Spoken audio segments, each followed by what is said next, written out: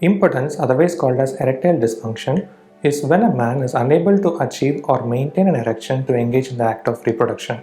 A survey suggests that 1 in 10 men in India is suffering from impotence. The earliest sign of impotence may be a reduced sex drive. The most common cause of impotence may be due to existing heart condition or hypertension.